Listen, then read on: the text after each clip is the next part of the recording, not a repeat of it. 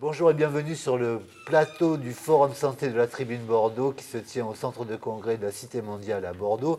Nous recevons Vincent Dupourquet qui est le dirigeant de Robosoft, l'entreprise qui est dans la robotique. Vincent Dupourquet, est-ce que vous pouvez justement nous rappeler depuis quand vous avez créé votre entreprise et quel est son métier et aussi l'effectif, voilà, c'est une petite photographie de départ. Je vais essayer de le faire brièvement. Oui. Ça date de 1985. Alors, une petite information, je suis le fondateur et j'ai cessé mes fonctions de dirigeant en décembre dernier pour me consacrer pleinement à la robotique d'assistance. Robosoft, c'est une société qui a été créée en 1985. Parce que là, vous intervenez toujours quand même, vous êtes proche de Robosoft, vous travaillez... Je suis dans Robosoft. Voilà, vous êtes dans Robosoft, oui. Mais j'ai relâché un peu les fonctions opérationnelles pour me concentrer sur le développement du projet de la robotique d'assistance, qui va peut-être faire l'objet un jour d'une spin-off et d'une entreprise dédiée purement à cette activité. Ah d'accord, ah oui, ok. C'est ça l'idée en fait. Okay. Tout ça pourquoi? Parce que une société comme Robosoft, c'est une société qui a vécu pendant une trentaine d'années à faire des robots dans tous les domaines, des robots à la demande. Dans le domaine de la défense, on travaillait pour les militaires. Dans le domaine des transports, on a développé des robots qui transportent des personnes automatiquement, par exemple au parc Vulcania. C'est nous qui avons fait le robot qui nettoie la pyramide du Louvre. Ah oui, d'accord. Voilà, on a fait des tas d'applications.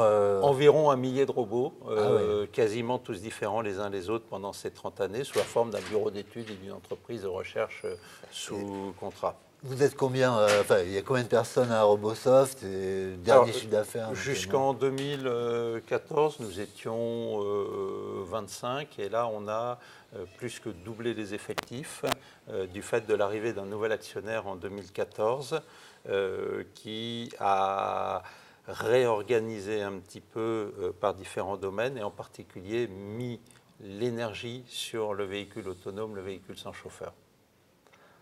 D'accord. Le dernier chiffre d'affaires, on va y revenir. Hein, on va revenir de la société.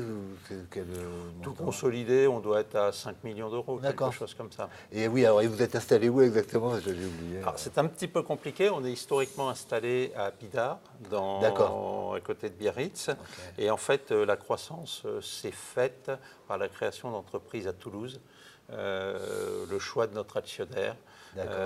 Et donc l'activité véhicule autonome, dans son volet logiciel et dans son volet industriel en partenariat avec Ligier, s'est installée en région toulousaine. Okay. Et nous avons gardé bien sûr à Bidart toute l'activité robotique plutôt d'intérieur et qui commence à se spécialiser d'un côté dans la robotique logistique hospitalière et dans la robotique de santé qui est la partie à laquelle je me consacre. Alors, vous faites partie des rares entreprises qui ont développé, j'allais dire, un vrai robot. On en a parlé il n'y a pas longtemps dans nos colonnes, c'est Compaille, et qui rentre, qui s'intègre, qui fait partie donc, du programme KEPA dont on a entendu parler également ce matin. Est-ce que vous pouvez nous repréciser un petit peu les fonctions du robot et les objectifs du programme? KEPA, c'est un projet qui a été lauréat du concours mondial de l'innovation en septembre 2015, catégorie Silver Economy, et en fait qui a pour objectif de développer le robot Compaille, qui est un robot d'assistance aux personnes fragilisées. Donc je dis bien fragilisées, c'est pas un robot... Quel que soit leur âge, quoi, en fait. Quel que soit leur âge et quel que soit leur lieu de vie. C'est-à-dire qu'en fait, on s'intéresse à donner des outils de vie aux gens à domicile, en institution ou à l'hôpital. Schématiquement, c'est quoi ses principales fonctions Schématiquement, c'est très schématiquement, on regroupe sur un objet de ce type, parce qu'un robot, ça reste un objet, j'y tiens, 3 fonctions fondamentales que sont l'aide physique, qui est la très grande caractéristique du robot Compaille. C'est l'un des seuls robots, voire le seul robot qui soit capable de donner de l'assistance physique aux gens. L'assistance physique, je vous aide à vous lever, je vous aide à vous asseoir, je vous aide à déambuler, je vous aide à vous stabiliser quand vous marchez. Ah oui, d'accord, donc il intervient, okay. Voilà, ça c'est physique. Il a à côté de cette activité, cette assistance physique, de l'assistance cognitif qui est un petit peu plus classique, mais qui est quand même très très important. C'est bien sûr du ludique, mais des exercices de stimulation cognitive, des exercices de mémoire, des jeux en tout genre, et tous les rappels de la météo, des rendez-vous, des courses, des médicaments.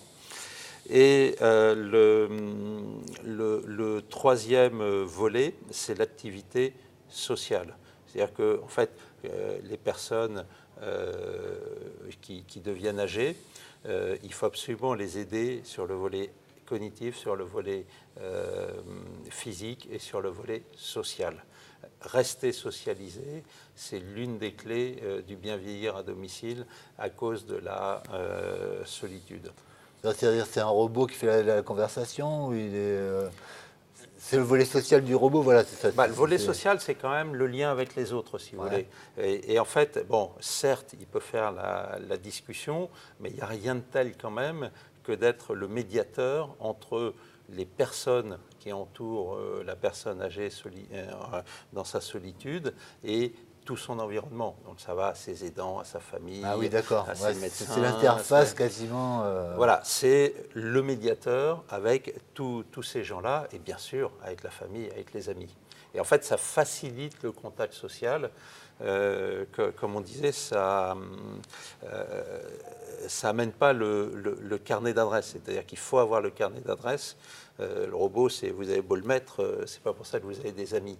Par contre, quand vous êtes immobilisé en solitude, c'est un outil parmi d'autres qui permet d'activer son carnet d'adresse et de faire vivre son écosystème et donc d'avoir du lien social. Le marché de la robotique, c'est un marché émergent, enfin, qui est déjà structuré. Vous parliez, bon, Robosoft ne date pas d'aujourd'hui, hein, il y avait déjà de nombreuses applications. Quelle forme prennent les robots? Vous voyez ce que je veux dire? C'est un peu l'évolution du marché des robots eux-mêmes. Alors aujourd'hui, le marché, il en est qu'à ses prémices. Hein. C'est-à-dire qu'en fait, aujourd'hui, tout le monde s'accorde à dire c'est un outil très important pour les personnes fragilisées. Il reste des questions, comment? Est-ce que ça marche? Est-ce que c'est fiable? Et quel est le business model?